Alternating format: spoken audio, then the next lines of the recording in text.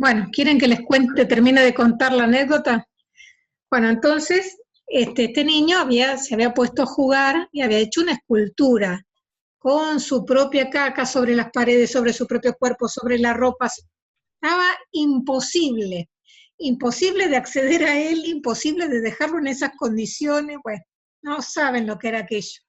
Y sí, yo lo que tuve que hacer fue avisarle a la preceptora que llame a la mamá, que le explicase, bueno, que se había hecho caca, si ella me habilitaba a que yo lo cambiara. Obviamente la mamá dijo, sí, Susi, por favor, te lo pido, gracias, gracias, gracias. No, de nada, y lo cambié. ¿Qué? Lo cambié, lo tuve que bañar, chicas, del pelo hasta el dedo gordo del pie. Bañar, bañar, porque era imposible. Así que le avisamos a la mamá que trajese toda una muda completa hasta las zapatillas y lo bañé.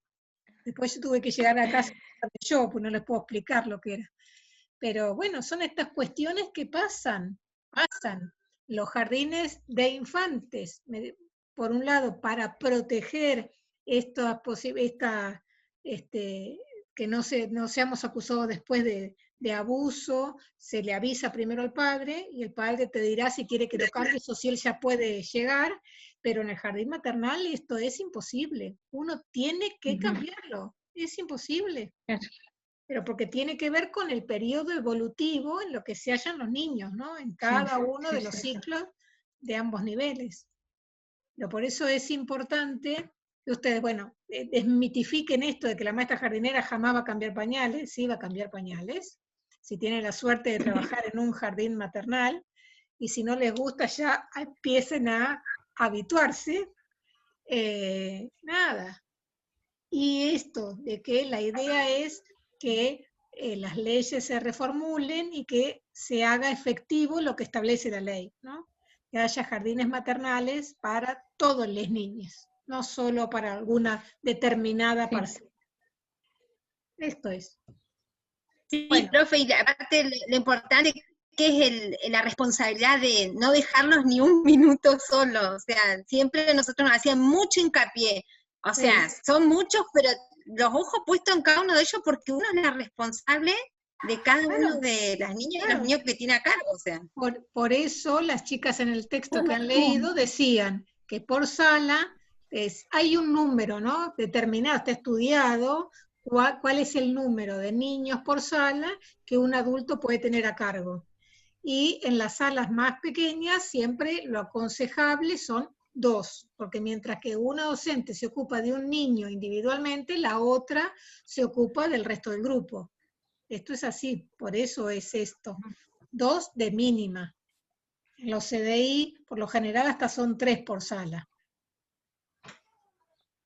Bueno, Dani y Anto, les llegó el momento, ¡vamos!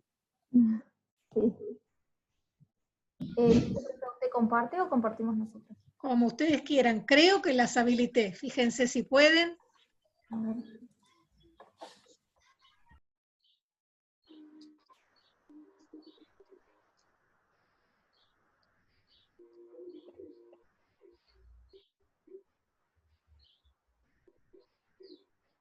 Tengo unos perros que ladran mucho, así que si se llega a escuchar un ruido de un perro ladrando. ¿Ahí se ve?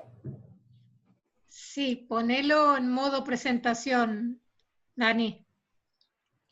Fíjate debajo. Ahí está, sí. Genial. Ahí. Bueno. Profe, sí. Antes quiero decir que yo estoy del celu, así que no sé si se ve bien o no, porque mi compu no me deja mostrar. Pero ahí lo puso Dani, ¿vos lo ves? Sí, no, si me veo yo, pregunto porque no tengo de la compu para... Ah, sí. ¿Listo? ¿Empezamos? ¿Empezamos? Sí, Dani, dale. Bueno, a nosotros nos tocó la educación maternal hoy, complejidad y posibilidades de Elizabeth Marota. Para empezar, Elizabeth Marota es una profesora de educación infantil y licenciada en psicología, que es profesora también de didáctica en el nivel inicial en Bariloche, no sé muy bien dónde, Sí. no salía muy bien esa información. Bueno, el jardín maternal o educación maternal. Esto fue una problemática que empieza hace muchos años. Por eso ella relata que se ha realizado una indagación de cómo se denomina en otros países el jardín, la educación a la primera infancia. Y bueno, estos son algunos de los nombres que se le han ido dando en diferentes lugares. Primera infancia, atención y educación a la primera infancia, intervenciones en primera infancia, desarrollo infantil, educación inicial, educación preescolar, jardín. Ella lo va poniendo, no especifica, pero lo pone así en una lista. Y bueno, hasta que al último, en nuestro país se optó por educación maternal, ya que resultaba la definición más abierta, pero que seguía siendo una definición problemática, un área problemática, un campo problemático. Por eso es que habla que es un campo. Para Bourdieu, un sociólogo francés, dice que un campo es un espacio social en donde actúan diferentes tipos de relaciones sociales. Por ejemplo, las artes, el sistema educativo, los medios de comunicación, bueno, entre ellos el nivel inicial dentro de lo que es el sistema educativo. La problemática de la educación maternal, lo que nos explica Marotta, son tres, muy importantes. Organismos gubernamentales y no gubernamentales de manera desarticulada, es quien se encarga de la educación en la primera infancia en nuestro país. La escasa legislación que encuadra el funcionamiento acá la escribimos mal, es la calidad de servicio, y la diversidad de modelos institucionales con diferentes características. Los organismos gubernamentales y no gubernamentales habla de esto que digo, quién se encarga realmente de la educación a la primera infancia. Es una problemática que viene hace muchos años, porque en teoría se tendría que encargar el Estado. Pero en los últimos años, en la Argentina fue teniendo un gobierno neoliberal. Entonces, el Estado se fue corriendo de esta responsabilidad.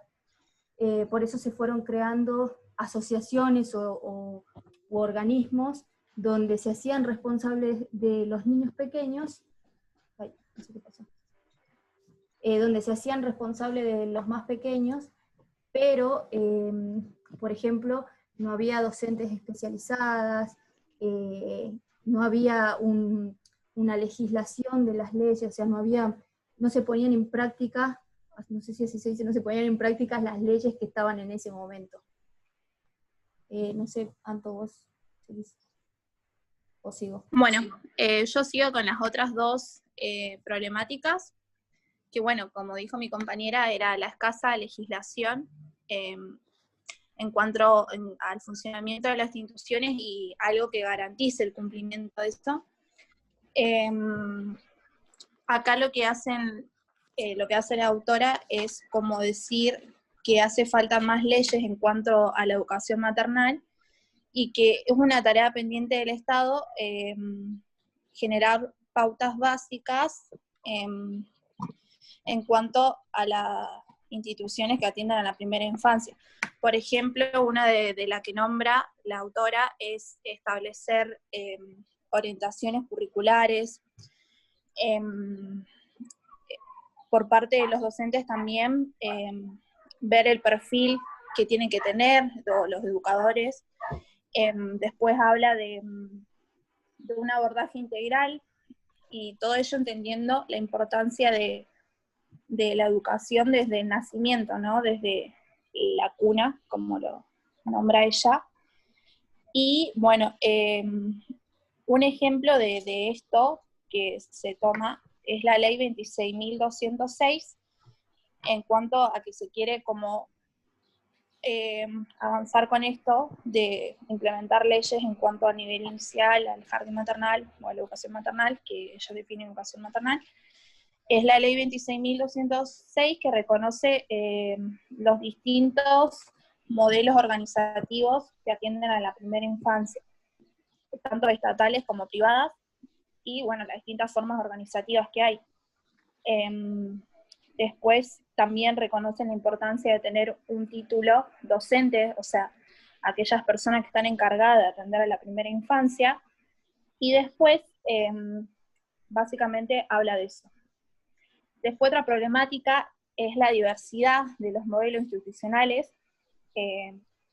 Habla sobre la guardería, que fue lo primero que se fueron formando con el tema del proceso industrial, algo así. Cuando las mujeres tienen que empezar a salir a trabajar y demás, se empiezan a crear las guarderías. Y recién en 1970 aparece el término de jardín maternal en Argentina.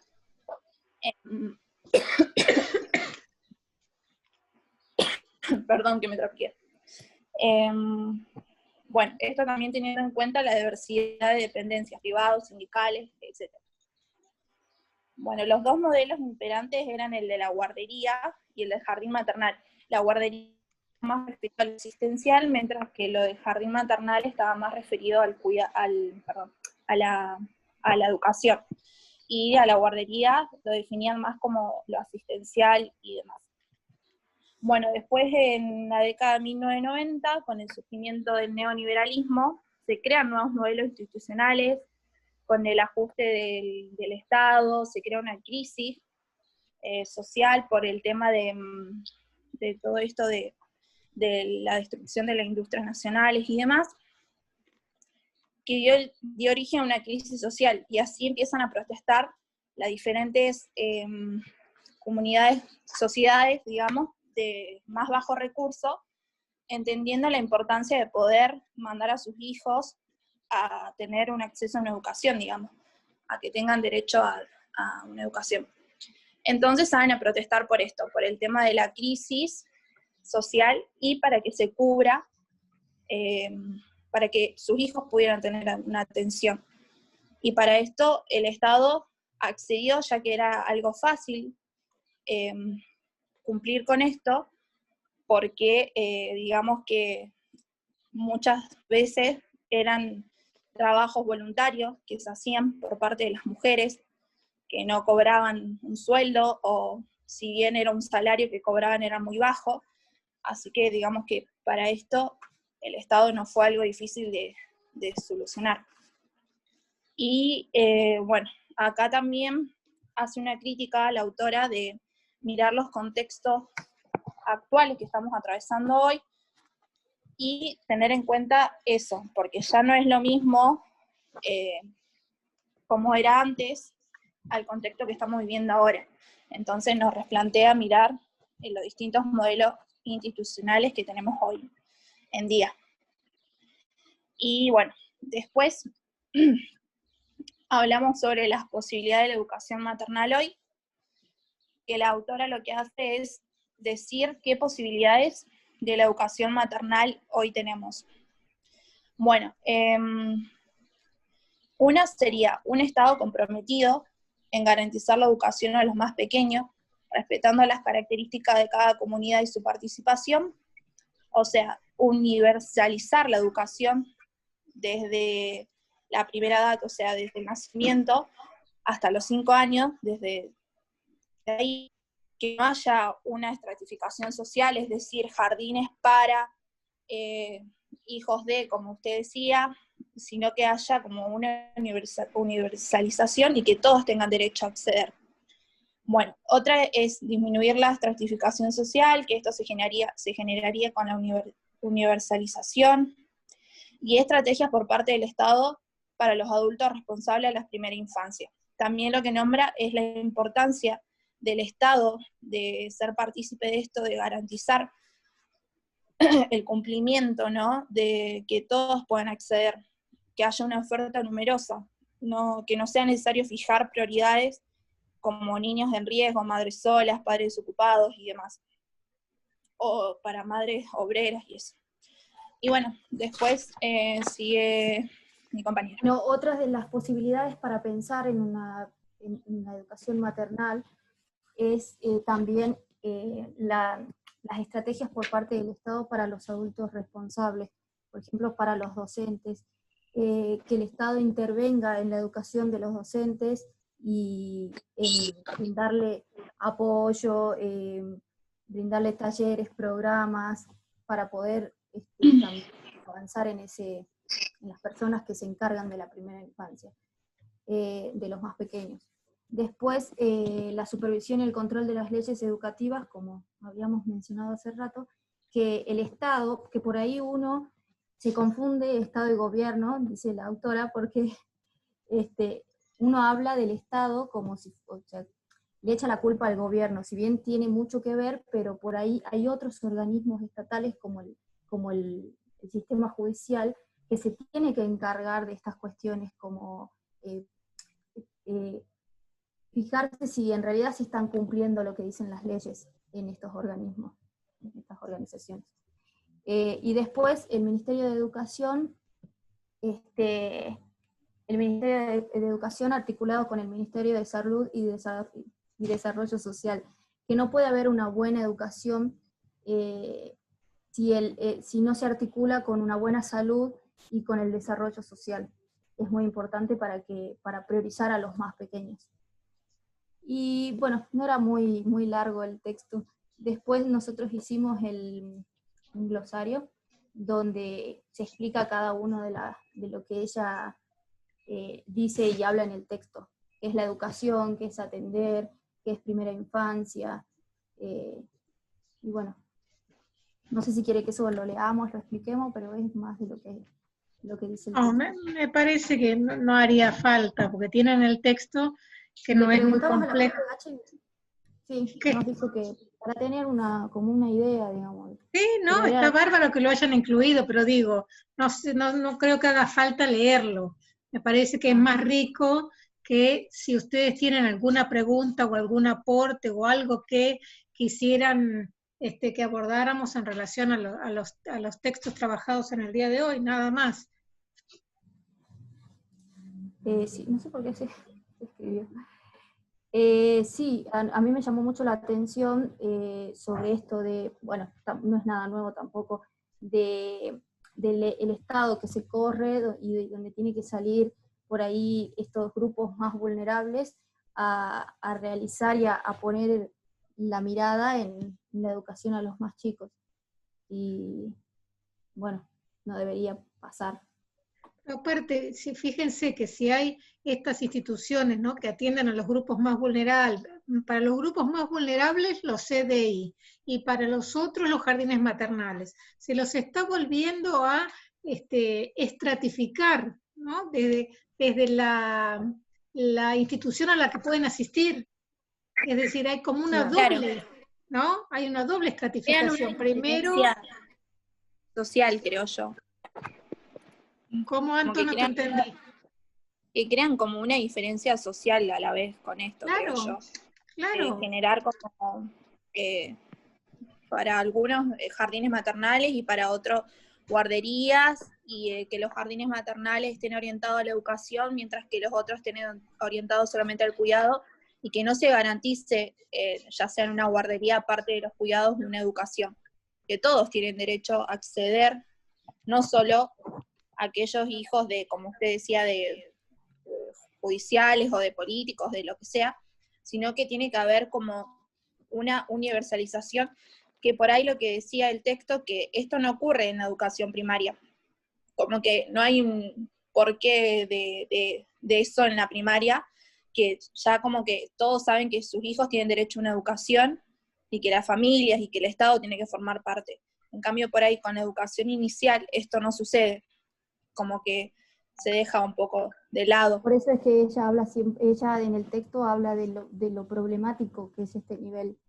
Desde que empezó, desde la primera ley hasta la última, siempre ha tenido muchos cambios.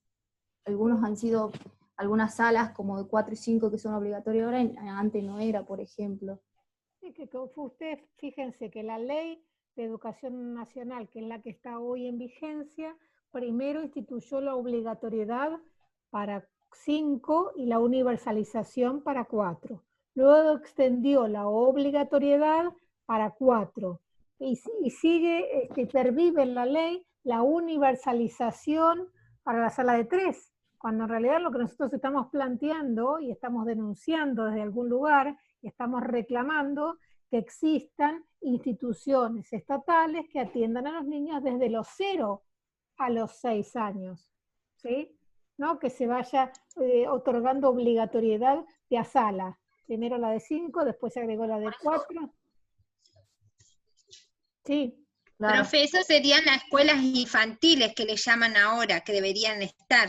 Exacto. Que sería de 45 días hasta los 5 años. Exacto. Igual, algo que decían las chicas que también está bueno es, o sea, ver cómo influye las cuestiones políticas, el modelo económico que tiene, porque digamos que desde que estaba el neoliberalismo, el Estado al correrse es como que se desliga de esa parte. Y de alguna manera para ellos también es importante, o sea, para ellos que hayan instituciones privadas, como que de alguna manera les es rentable, porque en realidad lo que deberían ellos atender, lo desligan a lo privado y bueno, lo privado se va gestionando, o sea, de otra manera. Pero bueno, dejan afuera muchos niños y niñas sin poder acceder, digamos.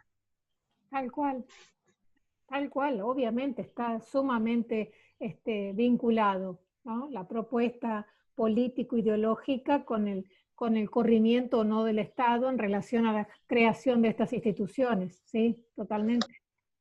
Siendo los más afectados las comunidades más pobres, digamos, por eso ellos fueron los que salieron a protestar, porque claro, digamos la clase más elite o con más adinerada no le perjudicaba esto porque podían mandar a sus hijos a tener un lugar donde los cuiden o donde les enseñen. En cambio, las comunidades de menos recursos no. Entonces ellos mismos fueron los que se movieron y así surgieron distintos movimientos institucionales.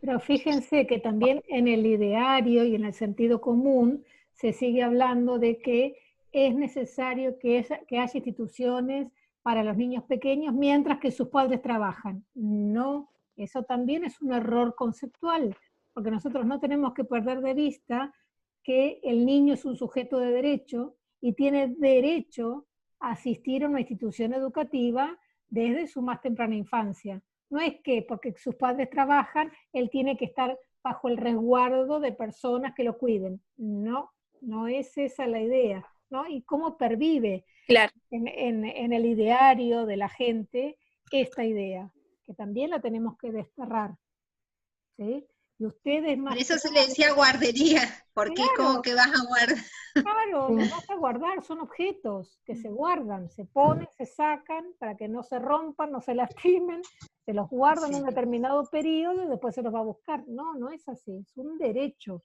Desde que está la Convención Internacional de los Derechos del Niño, que establece que el niño es un sujeto de derecho, bueno, cambia esta mirada en torno a las instituciones. Es lo que estas instituciones debieran promover. Y cuán importante es todo lo que las compañeras vinieron diciendo en torno a la creación de escenarios, la disponibilidad corporal, ¿no? Todas estas cuestiones que hacen a la intencionalidad pedagógica que subyace a estas prácticas. Sí. En ese sentido, creo que las leyes por ahí son un cascarón vacío, ¿no? Porque si están las leyes y no hay garantías para que se cumplan, es como que queda todo en la nada misma. Eso es lo que dice la autora justamente, que es una problemática muy importante porque no se tiene un control, el aparato judicial tampoco hace su trabajo, digamos, en lo que es el nivel inicial. Claro. Fíjense que las mismas autoras están reconociendo esta diversidad de organizaciones, diversidad de instituciones. Ya están reconociendo desde el Vamos que hay distintos tipos de organizaciones. Y no sé si debiera haber distintos tipos. Debiera haber escuelas infantiles que alberguen a todos los niños. Profe, y también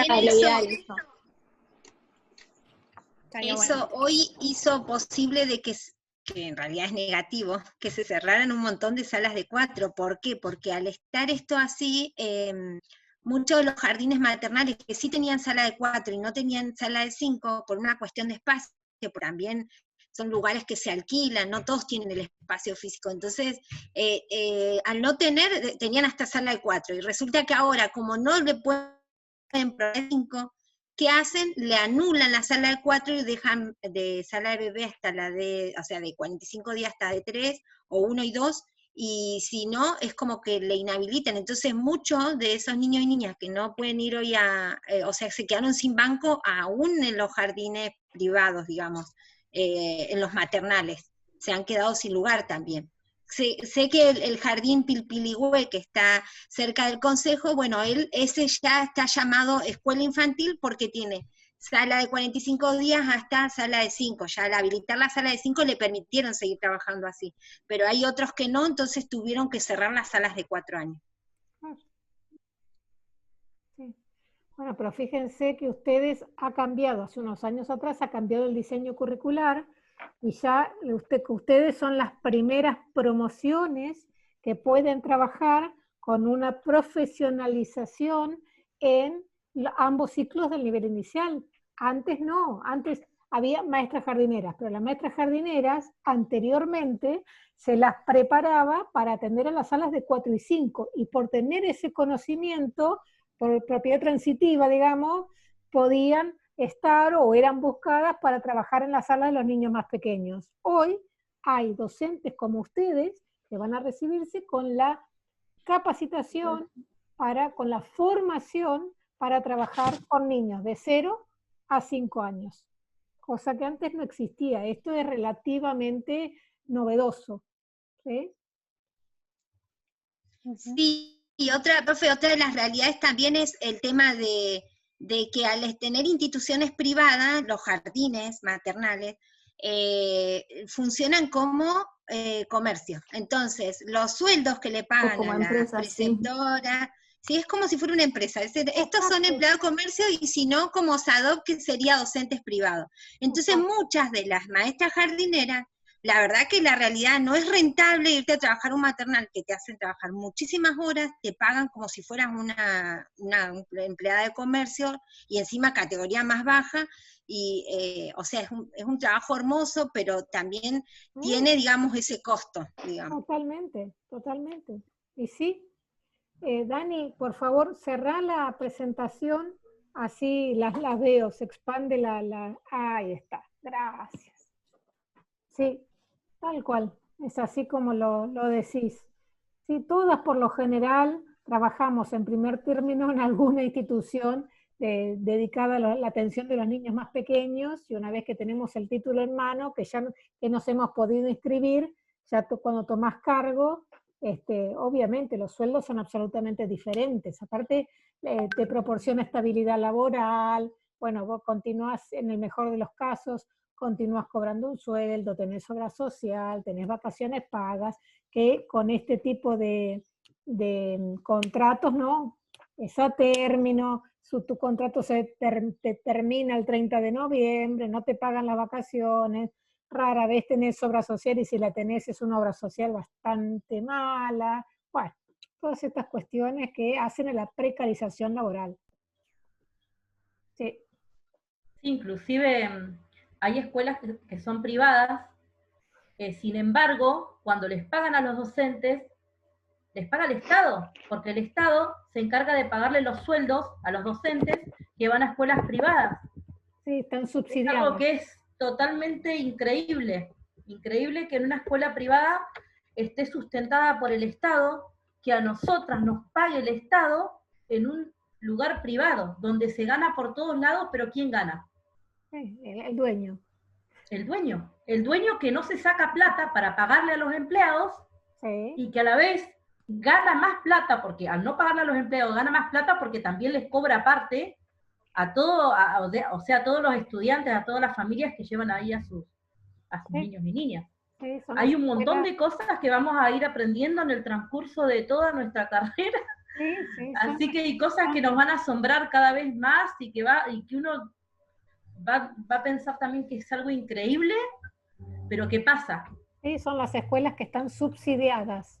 Sí, las hay privadas, las hay privadas que tienen a los docentes subsidiadas, y el Estado se encarga de pagarle los sueldos a los docentes, que trabajan allí, sí. Tal cual. Y faltan escuelas públicas por todos lados. Sí. Que podría estar destinada esa plata también para la creación, así como estamos hablando de lo que es la educación, que debería ser un derecho desde las primeras infancias, desde el nacimiento, no están garantizados, entonces hay una vulnerabilidad de derechos que uno tiene que empezar a tratar de ver cómo se pueden visibilizar o hacerlos reconocer. Estamos en momentos de cambios todo el tiempo y bueno, pero ya dimos el primer paso, así que... Sí, sí, tal cual. Bueno, se coparon con los textos, me encanta. Los textos, la verdad que son lindísimos. El libro entero, que ustedes han leído solo 2 capítulos, está sumamente interesante.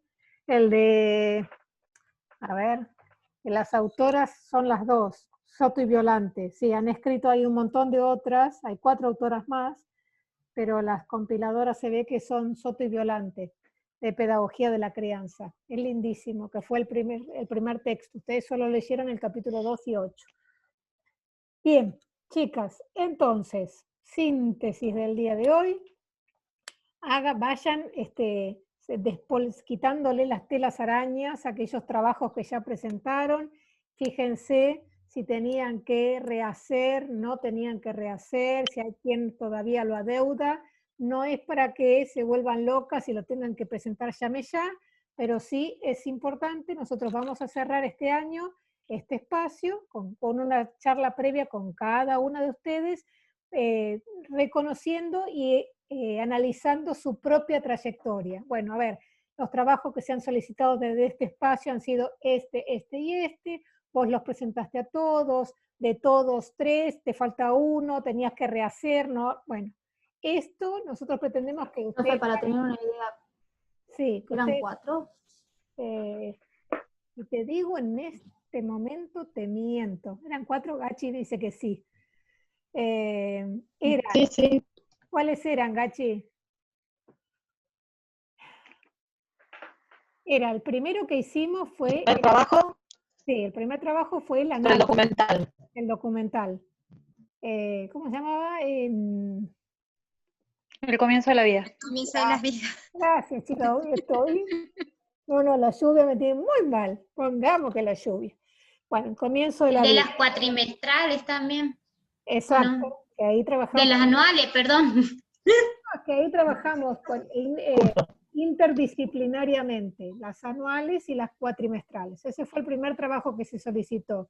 Y después, ¿qué otro, Gachi? Teníamos el de la indagación. Indagación de la CCI y CDI. De las instituciones. Sí. De escuela transhumante. Sí. El tercero, escuela transhumante, sí. Bueno, ahora estamos en este trabajo donde ustedes exponen. Bien. Y me fijo en el machete. Sí, fíjate en el machete, pues yo no lo tengo a mano. Pero bueno, chicas, a ver, es esto, no hay mucha sorpresa. Lo que pasa es que tal vez a ustedes lo vivencien como que fueron un montón, porque este año, para hacer un poco más sencillo, hicimos esta ida y vuelta de los distintos borradores y una dimensión por vez. ¿Sí? Nosotros cuando casi que estaba cerrada una dimensión, ustedes avanzaban con la otra. Al menos esa fue nuestra idea y les digo que para mi gusto y análisis ha sido invaluable esto de poder haber trabajado por dimensión, porque nosotros otros años y en la presencialidad ustedes entregaban 1 o 2 borradores, pero del trabajo completo. Acá pudieron hacer de una dimensión por vez y profundizando por dimensión. Pero los trabajos han sido esos, básicamente. Ahora no los tengo acá en la compu, no los busqué, pero básicamente ha sido el análisis del documental, donde trabajamos interdisciplinariamente, la indagación de las instituciones que atiendan en Neuquén Capital a la primera infancia, la escuela transhumante y las exposiciones. Es decir, que cada uno de ustedes debería haber podido cumplimentar esos 4 trabajos prácticos. ¿Sí? Porque esto también ha sido un trabajo práctico, el hecho de que preparen y expongan un texto en particular. Lo que no significa que todas tengan que leerlos todos. Esa es la idea, ¿sí? Más, menos, tarde, pero la idea es que los lean a todos. Profe, ¿le puedo hacer una pregunta? Sí, dale. ¿Hasta qué fecha se pueden entregar los trabajos prácticos? Y es lo que yo te decía. Y en tu Más o menos para... ¿te acordás que yo te dije? Empezá de atrás hacia adelante. Y Sí. hoy inicié la clase diciendo que esta asignatura, como todas las anuales, terminan en marzo. Es decir, si vos lo tenés avanzado y lo querés entregar ahora, antes del 27 de noviembre, genial. Y si no, en marzo. ¿Sí? Bien. Pero nadie aprueba la práctica si no tiene estos 4 trabajos presentados y aprobados. Bien, bien. Eso quería saber. Hasta el 27 se puede entregar todo como para quedar al día. Y Sí. si no, hay otra oportunidad en marzo si queda algo. Exactamente. Tanto Se sea cruzan los dedos, pero bueno. Ojalá que llegue. para entregar No o para sé. rehacer. ¿Sí? Siempre está marzo. Porque la idea es que, ustedes saben, la práctica es un espacio de acreditación por promoción. Es decir, si ustedes han ido entregando todo más o menos en tiempo y forma y todo aprobado, listo, aprueban la asignatura. Pero para ello tienen que tener o haber pasado por esas 4 instancias y todas aprobadas. En primer término o con sus respectivos recuperatorios. ¿Está? Bien, genial. Bien. Muchas gracias. Entonces, de nada. Chicas, entonces, este jueves no nos vemos, precisamente por eso nos vimos hoy, pero la idea era que este jueves hay paro, nos volvemos a encontrar con las próximas exposiciones, si no hay ninguna modificación en el medio, jueves 19 horas. ¿Estamos? Si llegara a pasar algo desde lo gremial, bueno, les avisaremos y volveremos a acordar otro momento. Por eso es que no se cuelguen de los laureles las próximas exposiciones pensando que son el jueves. Pueden ser lunes, martes, miércoles, no sabemos. Por ahora decimos jueves, pero tal vez se puedan adelantar, ¿sí? Como recomendación, ¿no? No dejen para último momento. ¿Listo? Bueno. Chicas. No, profe, Bueno, gracias. nos vemos.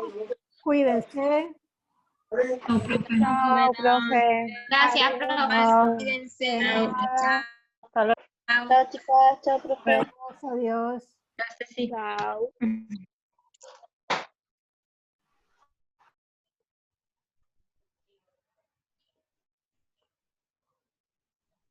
Ajá, quedamos solas. ¿Solas? ¿Cuántos minutos nos quedan? ¿2 y medio? Pasa en la noche. Yo ya estoy de noche, acá no prendí la luz. Estoy en la oscuridad. Bueno. ¿Qué quedan? ¿2 grupos más? Ah, ya Para te la digo. próxima. Ya te digo, porque eso sí lo tengo abierto, espera.